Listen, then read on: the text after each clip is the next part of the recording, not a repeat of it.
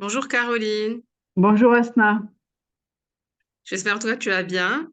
Merci, oui, toi-même. Ravie de t'accueillir encore une fois pour parler un peu encore plus en détail de la reconnectivité. Alors, Avec plaisir.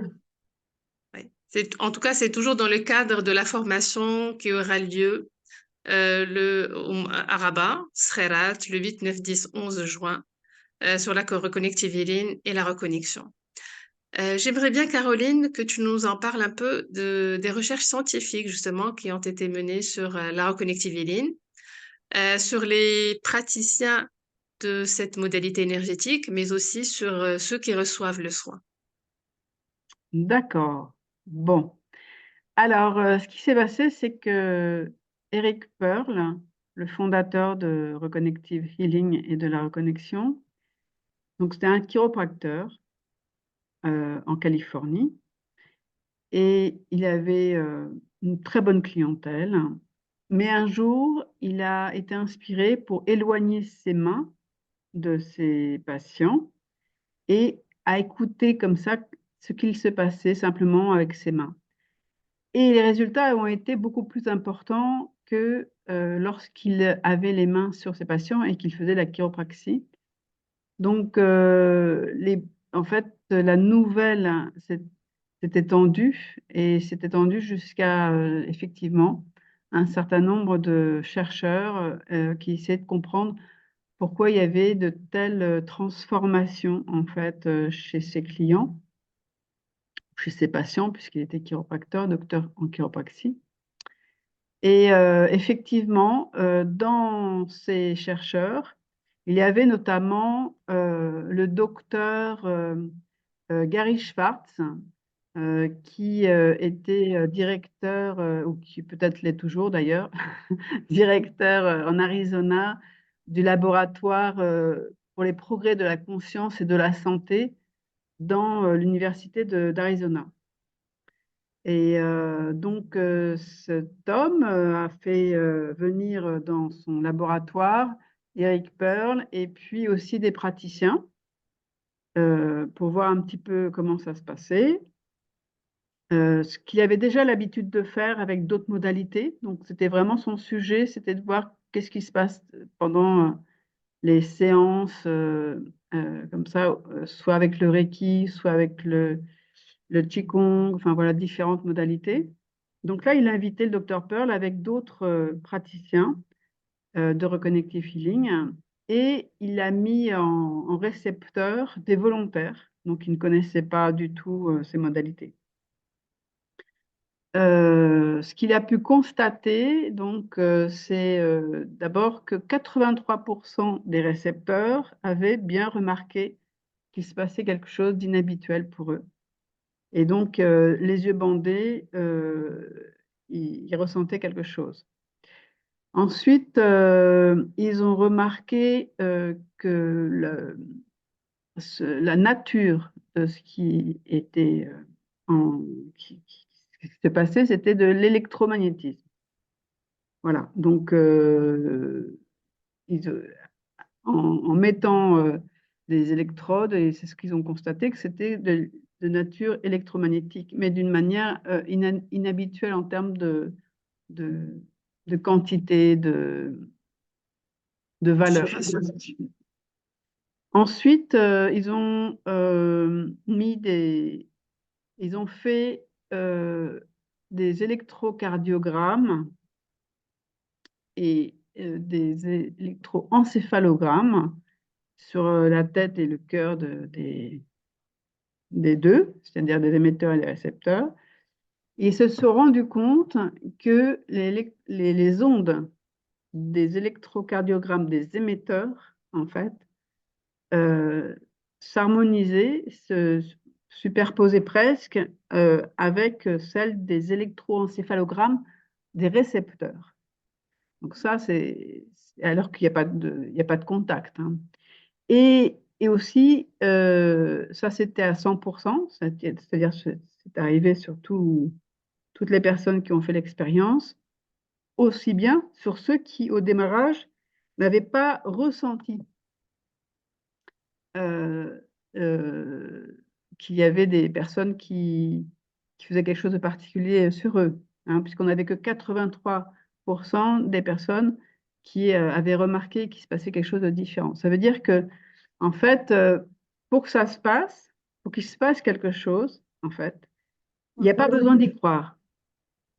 Ouais, On n'a pas besoin d'une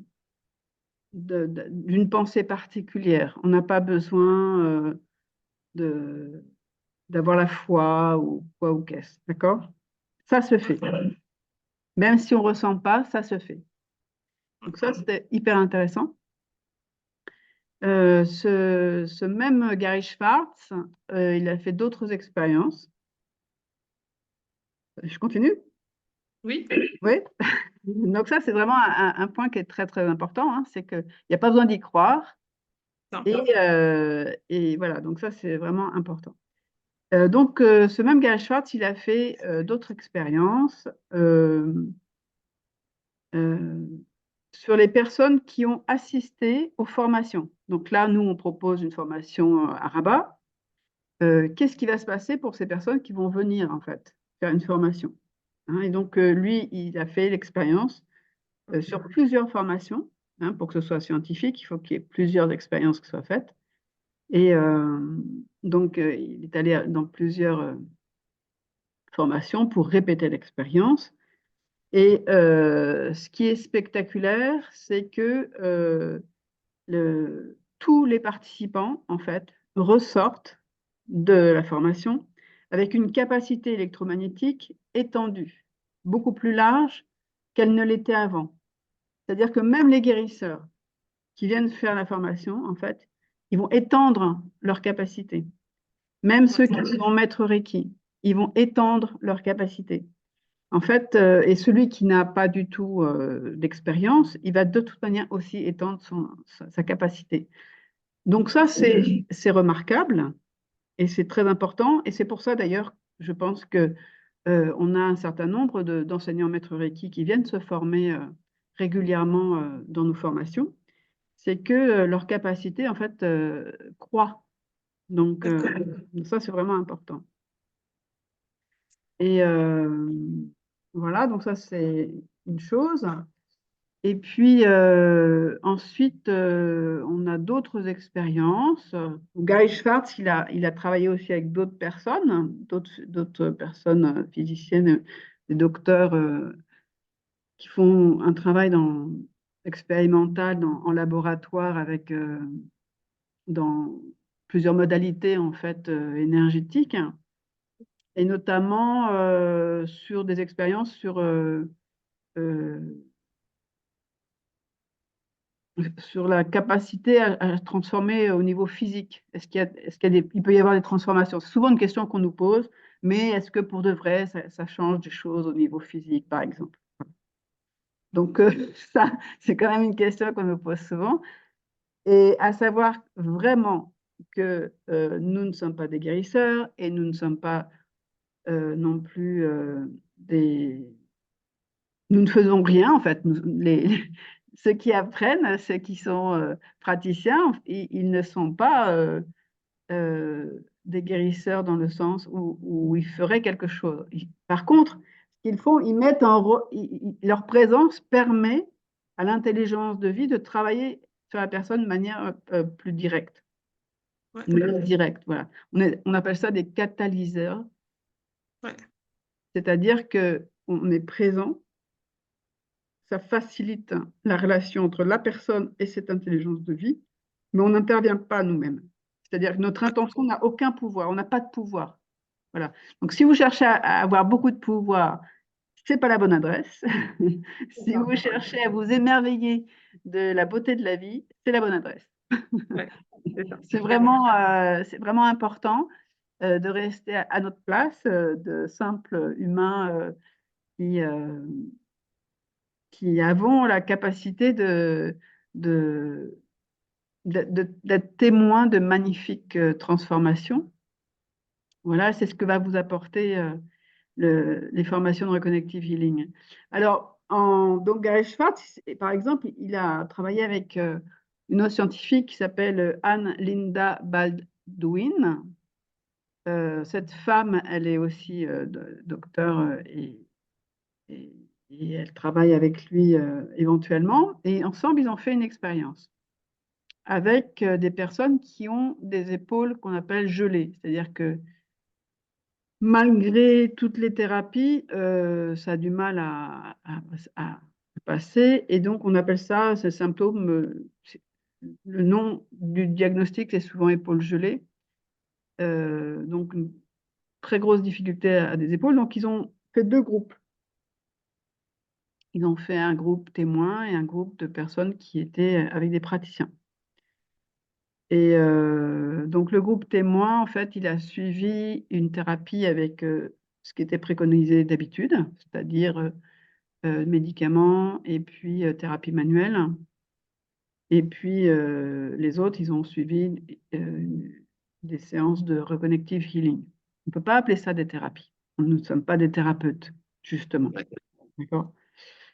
Euh, donc, ce qui s'est passé, c'est que ils ont fait 10 minutes de cette pratique. Et en fait, en 10 minutes, euh, la, la capacité de bouger l'épaule a augmenté d'une manière très significative, et en moyenne de 26 degrés. Donc Ah ça, bon? c'est assez exceptionnel. Et l'autre chose aussi qui est caractéristique, qui, qui est générale, que moi je constate en tout cas chez les gens que je rencontre, c'est la diminution de la douleur. Donc ça, c'est D'accord. deux paramètres qui sont vraiment qu'on retrouve, en tout cas celui de la douleur, moi je l'expérimente au quotidien. D'accord. Ok, bah, Voilà, d'autres expériences, toujours avec Gary Schwartz, mais il n'y a pas que lui, hein, mais disons que lui, il a il y a été d'autres très... chercheurs, je pense, en Russie, Caroline. Même en Russie, j'avais vu ça il y a un certain moment. Oui, Qui oui, bien justement sûr, qui fait un peu la charge énergétique au niveau des mains des praticiens de Reconnective Healing.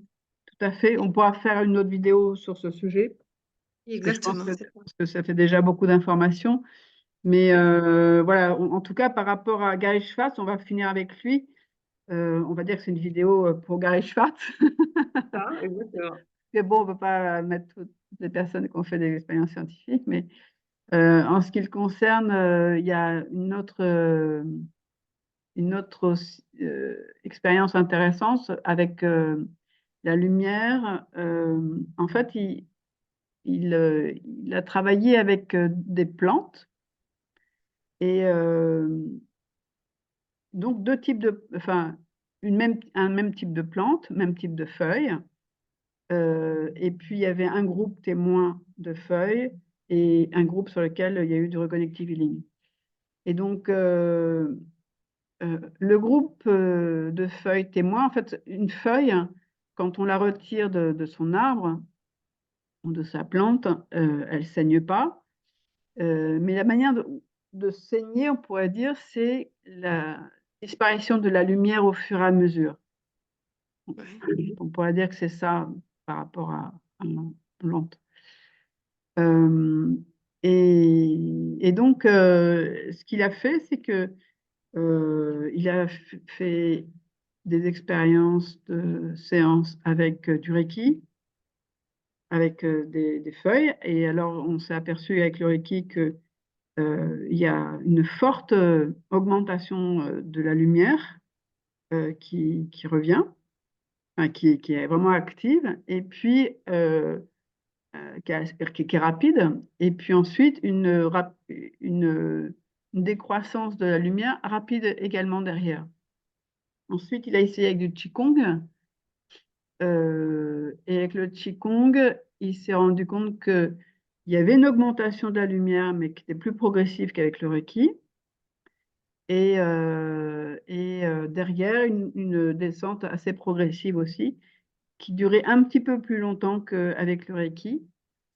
Et, euh, et pour finir, enfin, il y a eu d'autres modalités, mais je donne les trois principales qu'on connaît le mieux. Euh, Concernant le reconnective healing, en fait, il y a eu une accélération au début, assez importante. Et par contre, ça a duré beaucoup plus longtemps. C'est-à-dire que les feuilles témoins, elles meurent, elles sont mortes entre 7 et 10 jours. Et avec le Reconnective Healing, il y en a qui ont duré jusqu'à 90 jours. D'accord, quand même. C'est énorme. Énorme. Ouais. Et donc, bon, là, on en déduit ce qu'on veut, hein, mais il y a un rapport avec la lumière qui est quand même important. Voilà. Ouais, d'accord. Il y a d'autres expériences qui ont été faites qui parlent de la lumière, qui sont très intéressantes et dont on parlera une autre fois dans une autre vidéo, ce qui vous donnera envie de voir une autre vidéo. Ah, ouais, super. Voilà. En tout cas, on est arrivé à la fin et je te remercie beaucoup, Caroline, pour toutes les informations que tu nous as données. Et je te dis à une prochaine vidéo. Merci beaucoup, Caroline. Et on se retrouve à Rabat, donc à quelle date? Le 8, 9, 10, 11 juin. Voilà. À très Et bientôt. nombreux. Alors, profitez-en. Oui, super. Merci, au revoir.